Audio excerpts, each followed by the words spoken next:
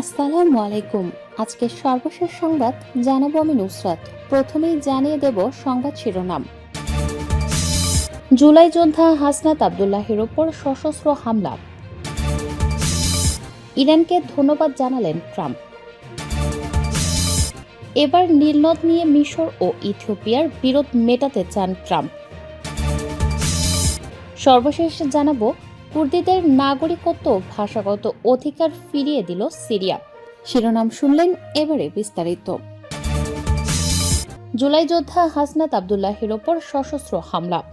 চট্টগ্রামের চন্দনাইশে জুলাই গণ অভ্যুত্থানে আহত ও গেজেট প্রাপ্ত বীর হাসনাত আবদুল্লাহের ওপর সশস্ত্র হামলার ঘটনা ঘটেছে। শুক্রবার রাতে উপজেলার বদুরপাড়া এলাকায় এ হামলা হয়। একই ঘটনায় মাইনুদ্দিন নামে আরও এক যুবক আহত হন।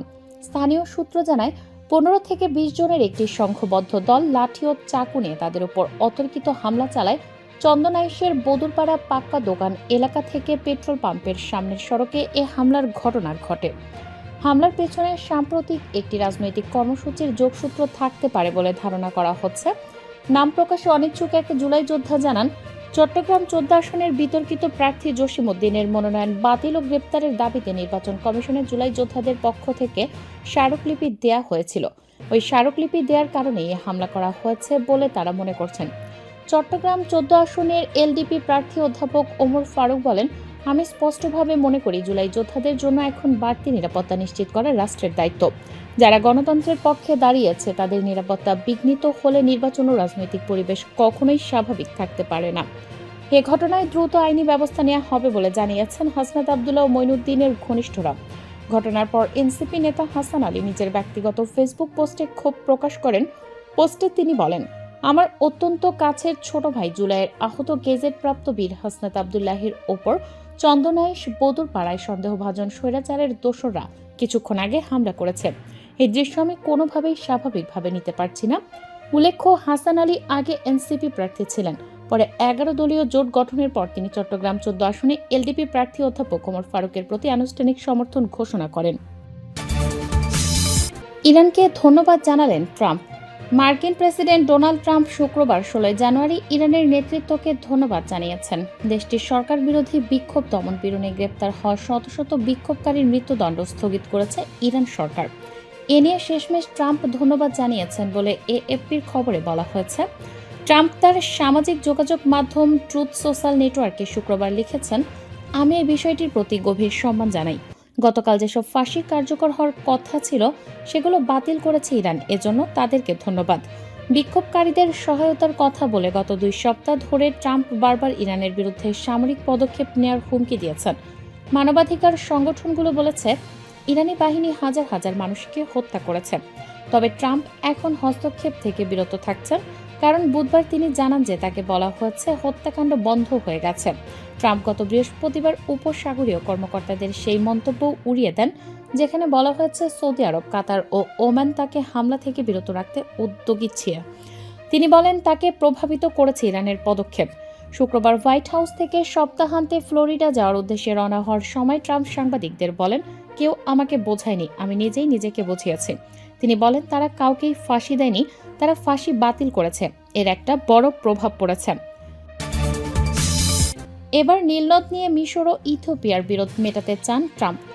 নীলনদের পানি বণ্টন নিয়ে মিশর ও ইথিওপিয়ার মধ্যে দীর্ঘদিনের চলমান বিরোধ মেটাতে আবারও মধ্যস্থতার প্রস্তাব দিয়েছেন মার্কিন প্রেসিডেন্ট ডোনাল্ড ট্রাম্প।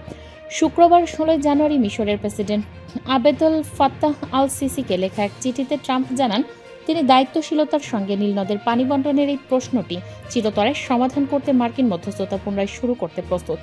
ট্রাম্পের এই ব্যক্তিগত চিঠিটি তার নিজস্ব সামাজিক যোগাযোগ মাধ্যম ট্রুথ সোশ্যালে পোস্ট করা হয়েছে। রয়টার্সের এক প্রতিবেদনে নীলনদকে কেন্দ্র করে সৃষ্ট এই আন্তর্জাতিক সংকটে যুক্তরাষ্ট্রের পুনরায় সক্রিয় হওয়ার ইঙ্গিত পাওয়া গেছে। মিশর ও ইথিওপিয়ার মধ্যে উত্তেজনার প্রধান কারণ হল আদিস আবাবার নির্মিত গ্র্যান্ড ইথিওপিয়ান রেনেসা ড্যাম।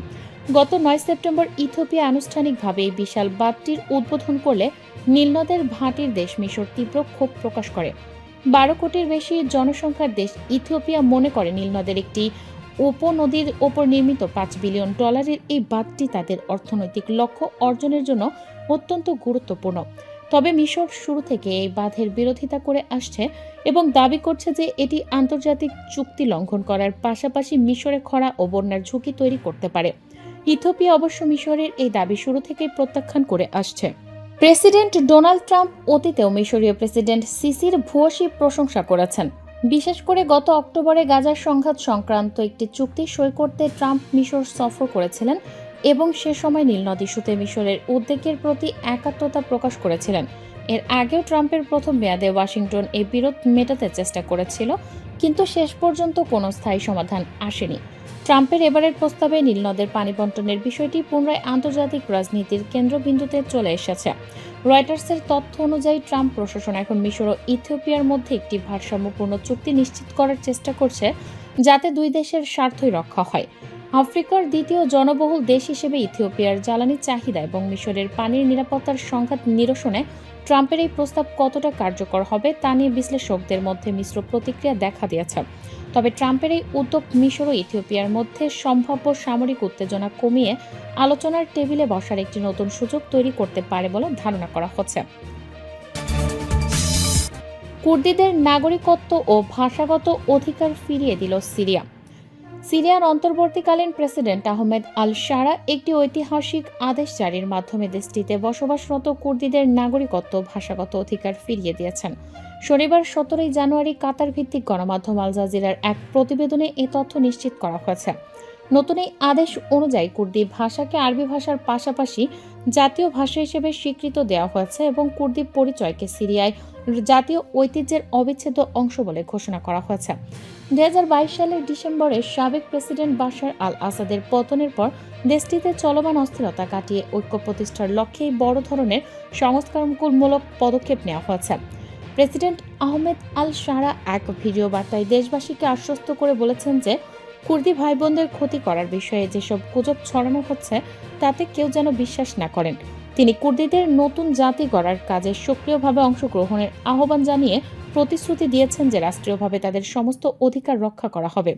শুক্রবার জারি করা এই বিশেষ আদেশে বলা হয়েছে, 1962 সালে হাসাকা প্রদেশে এক বিতর্কিত আদমশুমারির মাধ্যমে যেসব কুর্দি নাগরিকত্ব হারিয়েছিলেন, এখন থেকে তারা পুনরায় সিরিয়ার নাগরিক হিসেবে গণ্য হবেন।